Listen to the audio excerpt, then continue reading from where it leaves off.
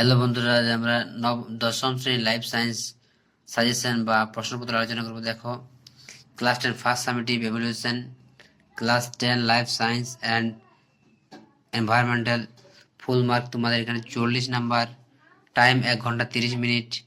দেখো, বিভাগ গতে প্রতিটি প্রশ্নের সঠিক উত্তরটি নির্বাচন করে তার ক্রমিক সংখ্যা সহ বাক্যটি সম্পূর্ণ লেখো। এখানে তোমাদের প্রতিটি মান 1 করে আছে, 1 গুণ 8 সমান 8 নাম্বার। দেখো, ক্লাইমোডোমোনাস এর আলো দিকে গমন করে, এটা কোন চলন? এটা হবে ফটোট্যাকটিক চলন। একটি নাইট্রোজেন বিহীন উদ্ভিদ হরমোনের নাম কি? দেখো, একটি নাইট্রোজেন বিহীন উদ্ভিদ হরমোনের নাম হলো জিব্বেরেলিন। তারপর দেখো, তিনি কোন হরমোন? এটা হবে থাইরক্সিন। তারপরটা হবে স্নায়ু, মিশ্র স্নায়ু। তারপর পায়রা পাখা 12টি, আরএনএ অণুতে নাইট্রোজেন থিয়ামিন। কোষচক্রে যে দশায় ডিএনএ সংশ্লিষ্ট হয় তা হলো এস দশা। ক্রোমোজোমের ক্রসিং ওভার কোন দশায় ঘটে? মিওসিস 2 দশায়। এরপর দেখো, 2 প্রশ্নগুলো ফলের আকার সংখ্যা বাড়াতে সাহায্য করে কে? Auxin hormone. কেন্দ্রীয় স্নায়ুকে রক্ষা করতে পারে যে পদার্থ তা হলো কি? মেনিনজেস।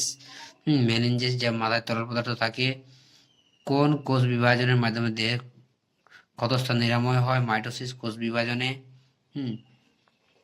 টুবি দেখো, শূন্যস্থান পূরণ করে আকর্ষ বলা হয় জিওট্রপিক চলনের উদ্দীপক। এটা হবে মেটোক্রোমোজোম, সাইটোক্রোমোজোম। এরপর দেখো, প্রাণী কোষে সাইটোকাইনের কি ক্লিভেজ পদ্ধতি সম্পন্ন হয়?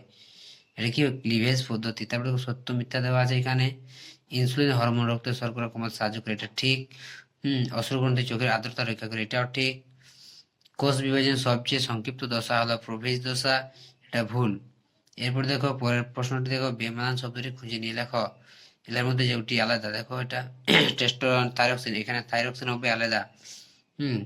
তারপর দেখো, অনুপাত নির্ণয় করো। প্রাণী কোষ যদি ক্লিভেজ হয় তো উদ্ভিদ কোষ কিবে? সালফেট। এরপর দেখো, যে কোনো 4টি প্রশ্নের উত্তর দাও। এখানে বিভাগ গ, ঘ দেখো, প্রশ্নগুলো ভালোভাবে দেখে নাও। পরীক্ষায় আশা করি তোমাদের অনেকটা সাহায্য করতে পারে। দেখো প্রশ্নগুলো ভালো করে।